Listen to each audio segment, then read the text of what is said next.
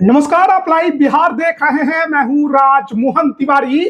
तो आखिरकार बिहार में विधानसभा चुनाव 2025 का महासंग्राम संपन्न हो चुका है। यानी कि 2 चरणों का जो मतदान है आज समाप्त हो गया है। अब बारी 14 नवंबर को कि किसका पलड़ा भारी होगा, कौन बिहार में सरकार बनाएगा और किसके सर पर बिहार का ताज सजेगा। क्या 20 सालों से जो मुख्यमंत्री नीतीश कुमार हैं उनकी कुर्सी जाएगी? क्या तेजस्वी यादव का मुख्यमंत्री बनने का सपना पूरा होगा? क्या मुकेश सहनी का डिप्टी सीएम बनने का सपना पूरा होगा? 243 सीटों की लड़ाई है और बहुमत के लिए 122 सीटों की जरूरत। क्या 2020 के जैसे कांटे की लड़ाई हुई है या फिर 2015 या 2010 की तरह एक तरफा जीत हुई है? हालांकि 10 में एनडीए तो 15 में महागठबंधन की लहर थी। जिस तरीके से धुआंधार प्रचार प्रसार हुआ, चाहे एनडीए की बात करिए या फिर महागठबंधन की बात करिए, एनडीए में तो भर भर के नेता थे और हेलीकॉप्टर एक से एक उड़ रहे थे। लेकिन बात अगर महागठबंधन की होगी तो इसमें कोई शक नहीं कि इसका नेतृत्व केवल और केवल अकेले दम पर तेजस्वी यादव ने किया और 171 रैलियां करके उन्होंने एक बार फिर से रिकॉर्ड ही कायम कर दिया। अकेले दम पर प्रचार प्रसार कर अपने उम्मीदवार, अपने पहलवानों को लड़ाई में बनाए रखा। लेकिन अब तो जनता ने फैसला सुना दिया है। अब तो जो किस्मत है वो ईवीएम में कैद हो गई है। अब हर कोई जानना चाहता है कि आखिरकार 2025 में बिहार में किसकी सरकार बनने वाली है। मुख्यमंत्री एनडीए का होगा, नीतीश कुमार ही होंगे या कोई और चेहरा होगा, या फिर महागठबंधन की सरकार बनेगी। और जैसा कि ऐलान है, तेजस्वी यादव सीएम और मुकेश सहनी डिप्टी सीएम होंगे। तो देखिए, हम भी लगातार इस चुनाव पर नजर गड़ाए हुए थे और हमने भी कोशिश की कि इस बार के चुनाव में लोगों का जो मूड है उसको समझा जाए, समीकरणों को समझा जाए, जाना जाए, ग्राउंड पर मतदान व्यवहार क्या है उसे परखा जाए और फिर एक रिपोर्ट आपके सामने पेश किया जाए कि बिहार में किसकी सरकार बनने जा रही है। देखिए, तमाम टीवी चैनलों में भी एग्जिट पोल चल रहे हैं और सभी जगह एनडीए की ही सरकार बनते दिखाई जा रही है। लेकिन उससे पहले कुछ धुरंधरों के बारे में भी आपको जानकारी देते। एक से एक बढ़कर एक परिवार के धुरंधर चुनावी मैदान में उतरे थे। पहली बार लालू परिवार से अलग होकर लालू यादव के बड़े बेटे तेज प्रताप यादव चुनावी मैदान में उतरे थे। अपनी पार्टी बनाकर चुनावी मैदान में उतरे थे। कई विधायक थे जिन्होंने पाला बदल लिया था, उनका क्या हुआ? वो जीत रहे हैं या हार रहे हैं? तो उनमें आपको बता दें, सबसे पहले पशुपति कुमार पारस, पूर्व केंद्रीय मंत्री रामविलास पासवान के भाई, उनके बेटे यशराज चुनावी मैदान में उतरे थे, हार रहे हैं। सूरजभान सिंह की पत्नी मोकामा में उतरी थी, वो भी हार रही हैं। सांसद महोदय के बेटे, जेडीयू के सांसद गिरधारी यादव के बेटे आरजेडी के टिकट पर बेलहर से चुनाव लड़ रहे थे, वो भी हार रहे हैं। चेतन आनंद के लिए भी नवीनगर में मुश्किल खड़ी हो गई है। शिवहर से आरजेडी के विधायक बने थे, पाला बदलकर अब जेडीयू के सिंबल पर नवीनगर गए थे, लेकिन मुश्किल है उनके लिए कि चुनाव जीत पाएंगे। बड़े कांटे की लड़ाई है।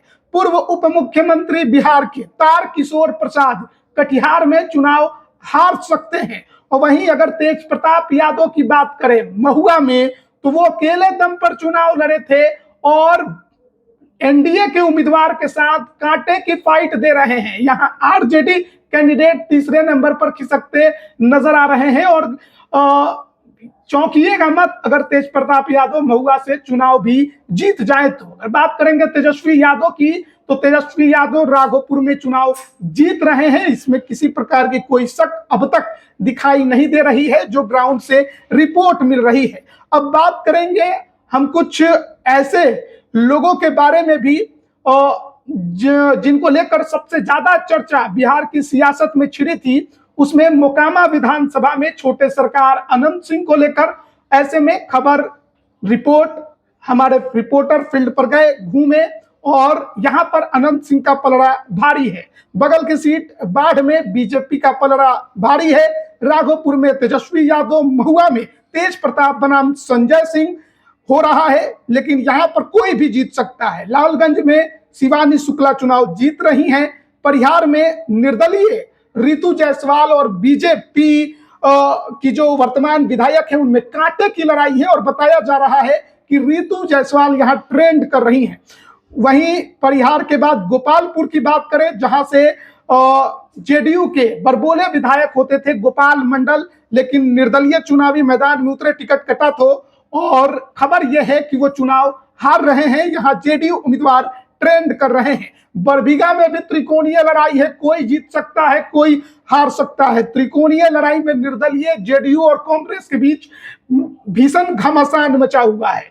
और यहाँ राजो सिंह के परिवार से जो सुदर्शन जी हैं, वर्तमान विधायक, टिकट कटा निर्दलीय लड़ रहे हैं और बड़े मजबूती के साथ डटे हुए हैं। गोविंदगंज में लोजपा रामविलास के प्रदेश अध्यक्ष राजू तिवारी ट्रेंड कर रहे हैं, आगे बताए जा रहे हैं। तारापुर में सम्राट चौधरी आगे बताए जा रहे हैं। लखीसराय में कांटे की फाइट हुई है, लेकिन विजय सिन्हा किसी तरीके से सीट निकाल लेंगे। सराय रंजन में भी विजय चौधरी, जो नीतीश कुमार के करीबी मंत्री हैं, उनके लिए राह आसान नहीं बताई जा रही है, लेकिन कांटे की फाइट में कुछ भी हो सकता है, कोई भी जीत सकता है। सुपौल में भी कांटे की फाइट है और चौंकिएगा नहीं अगर यहां से नीतीश कुमार के खासम खास विजेंद्र यादव अगर चुनाव हार जाए तो, क्योंकि उम्र हो गई है, ज्यादा प्रचार प्रसार अच्छे से नहीं कर पाए, कई जगह विरोध का सामना करना पड़ा, लोगों ने कई जगह इनकी शिकायत भी की थी, लेकिन बहुत लोगों का यह भी कहना था कि आखिरी चुनाव है, अब तो लड़ेंगे नहीं, तो ऐसे में वोट दे देना चाहिए। कुछ का कहना था कि काम नहीं कर पा रहे हैं, अब बीमार भी, अस्वस्थ हैं, ठीक से चल भी नहीं पा रहे हैं, तो ऐसे में अब इनको वोट देने का मतलब नहीं है। तो बड़े ही कांटे की फाइट है सुपौल में, कोई जीत सकता है, कोई हार सकता है। अब देखिए नबीनगर, चेतन आनंद मोहन के बेटे, यहाँ पर आरजेडी ने वर्तमान विधायक का टिकट काट दिया था और एक नए चेहरे को मैदान में उतारा था। चेतन आनंद के साथ उनकी भिड़ंत हुई और खबर है कि यहाँ आरजेडी आगे है। मोहनिया की बात करेंगे, मोहनिया की सीट राजद के लिए भी प्रतिष्ठा की सीट थी, क्योंकि उनकी वर्तमान विधायक बीजेपी में चली गई थी संगीता कुमारी, वहां से वो बीजेपी की उम्मीदवार भी बन गई, लेकिन जिसे राजद ने उम्मीदवार बनाया उनका नामांकन रद्द हो गया। ऐसे में छेदी पासवान, पूर्व सांसद बीजेपी के, उनके बेटे जो कि निर्दलीय लड़ रहे थे, उनको अपना समर्थन राजद और महागठबंधन ने दिया और बड़े मजबूती के साथ वो टिके हुए हैं। तो वहां पर भी बड़ा उलटफेर हो सकता है। संगीता कुमारी की राह मोहनिया में आसान नहीं है। सासाराम की बात करें तो उपेंद्र कुशवाहा की पत्नी स्नेहलता यहाँ ट्रेंड कर रही हैं, आगे बताई जा रही हैं। भभुआ में आरजेडी आगे बताया जा रहा है। छपरा की बात करें तो खेसारी लाल यादव और बीजेपी की छोटी कुमारी में बड़ी क्लोज फाइट है, कोई भी जीत सकता है और कोई भी हार सकता है। यहां भी राह खेसारी लाल यादव के लिए आसान नहीं है। माझी की बात करें तो सीपीएम और जेडीयू, प्रभुनाथ सिंह के बेटे रणधीर सिंह में भीषण टक्कर जरूर है, लेकिन माना जा रहा है कि यहाँ रणधीर सिंह चुनाव निकाल सकते हैं। अमनौर में भी बीजेपी के कृष्ण कुमार मंटू, बिहार सरकार के मंत्री, आगे हैं। एकमा में आरजेडी आगे बताई जा रही है, ट्रेंड कर रही है। तरैया में भी आरजेडी ट्रेंड कर रही है। बनियापुर में बीजेपी ट्रेंड कर रही है। मढ़ौरा की सीट की चर्चा बहुत जरूरी है, क्योंकि यहाँ भोजपुरी अभिनेत्री सीमा सिंह को लोजपा रामविलास ने कैंडिडेट बनाया था, नामांकन रद्द हो गया, तो यहां पर एक निर्दलीय अंकित कुमार को अपना समर्थन दे दिया, लेकिन यहां पर एनडीए समर्थित उम्मीदवार लड़ाई में नहीं बताए जा रहे हैं।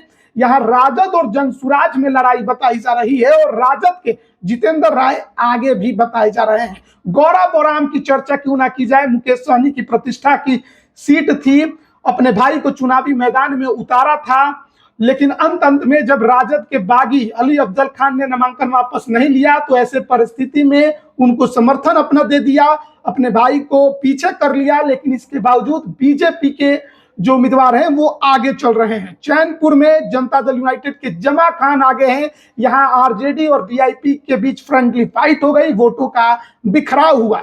कटिहार में तारकिशोर प्रसाद पूर्व उप मुख्यमंत्री पीछे चल रहे हैं, और किससे चल रहे हैं तो अपने ही पार्टी के दिलीप जायसवाल के माफ करिएगा जो उनकी पार्टी में एमएलसी हैं उनसे उनके बेटे जो हैं वो चुनाव लड़ रहे हैं वीआईपी के टिकट पे। और कहा जा रहा है, जो खबर है, अशोक अग्रवाल के बेटे, माफ करिएगा, अशोक अग्रवाल बीजेपी एमएलसी हैं और उनके बेटे हैं जो वीआईपी के उम्मीदवार हैं, वो यहां पर बताया जा रहा है कि आगे चल रहे हैं। गरखा की सीट की बात करें तो आरजेडी की सिटिंग सीट है, लेकिन लोजपा रामविलास के और चिराग पासवान के भांजे सीमांत मृणाल यहां आगे बताए जा रहे हैं। मनेर से आरजेडी के भाई वीरेंद्र आगे। भागलपुर में अजीत शर्मा, बॉलीवुड एक्ट्रेस नेहा शर्मा के पिता, जिनके लिए वो खुद रोड शो उन्होंने किया, प्रचार किया, लेकिन इस बार वो पीछे बताए जा रहे हैं। बीजेपी यहां ट्रेंड करते दिखाई दे रही है। बेलहर में जेडीयू ट्रेंड कर रही है। रुपौली यहां पर निर्दलीय विधायक शंकर सिंह बनाम बीमा भारती बनाम जनता दल यूनाइटेड में भयंकर त्रिकोणीय लड़ाई है, और कोई भी जीत हार सकता है, कोई भी यहां पर कमजोर नहीं है। हालांकि कुछ लोगों का कहना है कि यहां लड़ाई जो है वो शंकर सिंह बनाम जनता दल यूनाइटेड होने वाला है। बीमा भारती लड़ाई से बाहर रहेंगी। फिर बात करेंगे धमदाहा की, जहां बीते कुछ दिनों से काफी शोरगुल मचा हुआ था। लेसी सिंह बनाम संतोष कुशवाहा की लड़ाई थी आरजेडी के टिकट पर। संतोष कुशवाहा चुनावी मैदान में थे। जेडीयू से लेसी सिंह, पप्पू यादव संतोष कुशवाहा को समर्थन कर रहे थे, लेकिन ट्रेंड में यहां लेसी सिंह आगे चल रही हैं। परबत्ता जेडीयू छोड़कर आरजेडी के सिंबल पर चुनावी मैदान में उतरे संजीव कुमार यहां ट्रेंड कर रहे हैं। सूरगढ़ा में भी त्रिकोणीय लड़ाई है, यहां पर भी कोई जीत सकता है। जेडीयू आरजेडी और निर्दलीय के बीच कांटे की टक्कर है। सहरसा में बीजेपी के उम्मीदवार आगे बताए जा रहे हैं, आईपी गुप्ता पीछे बताए जा रहे हैं। सोनबरसा में जेडीयू आगे, जहानाबाद में आरजेडी आगे, घोसी में जेडीयू आगे, नवादा में जेडीयू की बीबा देवी राजद छोड़कर जेडीयू के सिंबल पर चुनावी मैदान में उतरी है, आगे चल रही हैं, ट्रेंड कर रही हैं नवादा में। हिसुआ में भी अनिल सिंह वापस अपनी जो सीट है उसे कब्जा कर सकते हैं, जीत सकते हैं। गोविंदपुर में यहां पर कहा जा रहा है कि आरजेडी का जादू चल सकता है। कौशल यादव की पत्नी पूर्णिमा यादव यहां पर बढ़त बना सकती हैं, ट्रेंड कर रही हैं गोविंदपुर में। वारसलीगंज में अशोक महतो बनाम अखिलेश सरदार, दोनों नेताओं की, दोनों बाहुबलियों की पत्नी चुनावी मैदान में, लेकिन यहां भी कांटे की लड़ाई है और बीजेपी यहां ट्रेंड कर रही है। बात करेंगे रजौली की, आरजेडी यहां पर आगे बताई जा रही है। चेनारी और की बात करेंगे, यहां पर लोजपा रामविलास के उम्मीदवार आगे हैं। रघुनाथपुर ओसामा साहब, उनकी उम्मीदवार आरजेडी के टिकट पर ट्रेंड कर रहे हैं, आगे बताए जा रहे हैं। सिवान की बात करें तो बीजेपी के मंगल पांडे यहां पर ट्रेंड कर रहे हैं। बैकुंठपुर में भी बीजेपी ट्रेंड कर रही है। गोपालगंज में भी एनडीए ट्रेंड कर रही है। बीजेपी के जो कैंडिडेट है वो आगे बढ़त बनाए हुए हैं। हथुआ की बात करें तो आरजेडी यहां चुनाव जीत सकती है। बरौली में भी आरजेडी चुनाव जीत सकती है। कुचायकोट में जेडीयू ट्रेंड कर रही है। भोरे में भी जो शिक्षा मंत्री हैं बिहार सरकार के, वो ट्रेंड कर रहे हैं। तो ये जो प्रमुख सीटें हैं उनके बारे में हम बातचीत कर रहे थे। देखिए कुछ और सीटें हैं जहां पर नामांकन रद्द हो गया था उम्मीदवारों का, जिसमें एक सुगौली की भी सीट थी, वीआईपी के कैंडिडेट लड़े थे, नामांकन किया, रद्द हो गया। तो तेज प्रताप यादव की पार्टी के जो उम्मीदवार थे उनको समर्थन दे दिया, लेकिन कोई फायदा नहीं बताया जा रहा है। कहा जा रहा है कि वो वहां से चुनाव नहीं निकाल पाएंगे, एनडीए के लिए आसान है। कुशेश्वर स्थान में सिंबल जो है वो नहीं टिक पाया वीआईपी का, और ऐसे में उनके कैंडिडेट निर्दलीय घोषित हुए, लेकिन यहां भी जेडीयू ट्रेंड कर रही है। इसके अलावा आपको अब बात कर लेते हैं एग्जिट पोल की कि किस किस सरकार बिहार में बनते दिखाई दे रही है। कुछ सीटों की बात हमने जरूर की है, लेकिन अब बात करेंगे कुल 243 सीटों की। देखिए, बिहार में 2020 का चुनाव हुआ, उसमें सबसे बड़ी पार्टी राजद बनी, लेकिन इस बार भी क्या बनेगी या नहीं बनेगी ये देखना बड़ा दिलचस्प होगा। लेकिन आपको बता दें कि राष्ट्रीय जनता दल जो कि 143 सीटों पर चुनाव लड़ी, उसे इस बार एग्जिट पोल के अनुसार, लाइव बिहार एग्जिट पोल के अनुसार 65 से 68 सीटें आ सकती है। कांग्रेस 61 सीटों पर चुनाव लड़ी, 14 से 17 सीटें जीत सकती है। माले 20 सीटों पर लड़ी, 8 से 9 सीटें जीत सकती है। वीआईपी 12 सीटों पर लड़ी, 1 से 2 सीटें ही जीत सकती है। सीपीआई 9 सीटों पर लड़ी, 2 सीटें जीत सकती है। सीपीएम 4 सीटों पर लड़ी, 2 सीटें जीत सकती है, 1 से 2 सीटें। तो ऐसी परिस्थिति में बता दें कि 95 से 100 सीटों के आसपास का आंकड़ा जो है वो महागठबंधन को मिलता दिखाई दे रहा है। वहीं बात करें अगर एनडीए की, तो बीजेपी 101 सीटों पर लड़ी, लेकिन इस बार उसके आंकड़े कम होंगे। पिछली बार जो 74 विधायक हो गए थे, इस बार मुश्किल है। बीजेपी 60 से 62 सीटें निकाल सकती है। जनता दल यूनाइटेड 101 सीटों पर लड़ी, 55 से 60 सीटें जीत सकती है। लोजपा रामविलास जो कि 29 सीटों पर लड़ी, लेकिन 1 सीट पर नामांकन रद्द हो गया, तो ऐसे में अधिकृत रूप से 28 सीटों पर लड़ी, 4 से 6 सीटें जीत सकती है। हिंदुस्तानी अवाम मोर्चा 6 सीटों पर लड़ी, 4 से 5 सीटें जीत सकती है। राष्ट्रीय लोक मोर्चा 6 सीटों पर लड़ी है, 2 से 3 सीटें जीत सकती है। जन सुराज प्रशांत किशोर ने एक नई पॉलिटिकल पार्टी बनाकर एक नया एंगल देने की कोशिश की। बिहार की सियासत में कई बड़े बड़े मुद्दों को उठाया। उम्मीद बहुत थी लोगों की, लेकिन वोट जरूर जनसुराज को मिले हैं, लेकिन सीटें निकलती अभी दिखाई नहीं दे रही है। तो बिहार की जनता ने अभी जनसुराज को उस लायक नहीं समझा है कि वो सरकार बना ले। कुछ हद तक वोट जरूर दिए हैं। तो 238 सीटों पर कैंडिडेट उतारे, जिसमें से बमुश्किल 3 से 4 सीटें अगर जीत गए तो बहुत बड़ी बात होगी। एआईएमआईएम पिछली बार 5 सीटें जीती थी और किसी की नजर उस पर गड़ी हुई थी। इस बार भी लगभग 25 सीटों पर कैंडिडेट दिया, लेकिन 2 से 3 सीटें ही इस बार जीतते दिखाई दे रही है। सीमांचल के इलाके में बसपा पिछली बार 1 सीट पर जीती थी, इस बार 130 सीटों पर कैंडिडेट दिया और इस बार भी 1 से 2 सीटों पर वो कांटे की फाइट देते दिखाई दे रहे हैं शाहबाद और मगध के क्षेत्र में। जनशक्ति जनता दल तेज प्रताप यादव का 1 सीट पर वो भी फाइट दे रहे हैं। और निर्दलीय की बात करें तो 1 से 2 सीटें निर्दलीय भी जीत सकते हैं। तो बड़ी कठिन लड़ाई महागठबंधन के लिए, और लग रहा है कि तेजस्वी यादव का जो सीएम बनने का सपना है फिलहाल 2025 में तो पूरा होते दिखाई नहीं दे रहा है। एनडीए अगर गठबंधन की बात करें तो वो 134 से 136 सीटें जीतता दिखाई दे रहा है हमारे एग्जिट पोल में। और इस आंकड़े के अनुसार देखें तो एनडीए की सरकार बनते बिहार में एक बार फिर से दिखाई दे रही है।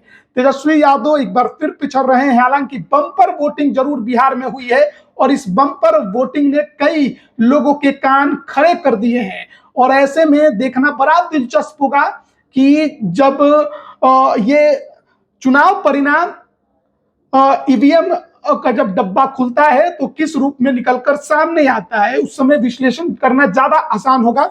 लेकिन फिलहाल जो हम लोग ग्राउंड रिपोर्ट कर रहे थे, जो लोगों से मिल रहे थे, जो लोगों से बात कर रहे थे, उस अनुसार हमारा ये एग्जिट पोल हमने आपके सामने रखा है। और हमने इसके पहले मतलब चुनाव के दौरान भी आरजेडी हो या वीआईपी हो, कई पार्टी के नेताओं को एक इशारा जरूर हमने किया था कि इस तरीके का आंकड़ा हमें आते दिखाई दे रहा है।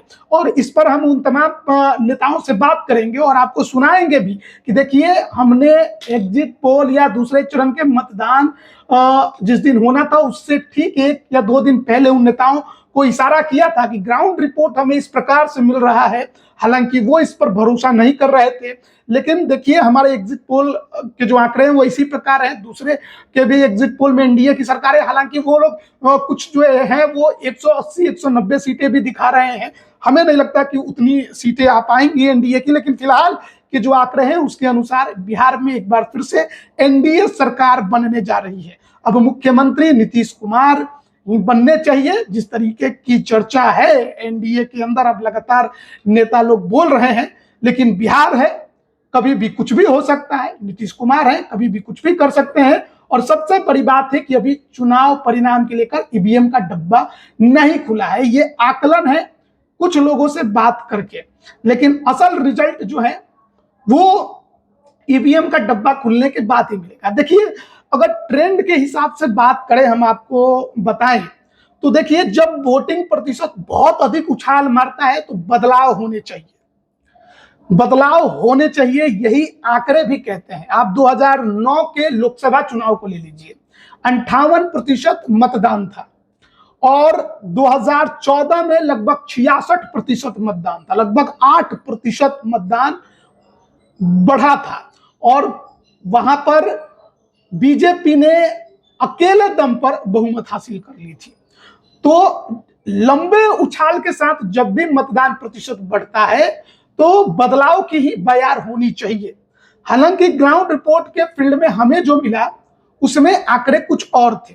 अब इसके पीछे एक तो एसआईआर भी मुद्दा है, क्योंकि वोट कटे तो उसका भी रेशियो परसेंटेज में आपको दिखेगा, और भी कई कारण हो सकते हैं। लेकिन बड़ी बात यह है कि इस बार बीजेपी ने भी अपनी पूरी तैयारी की, बाहर से लोगों को और ट्रेन भर भर के यहाँ पर भेजे और वोट दिलाने की कोशिश की।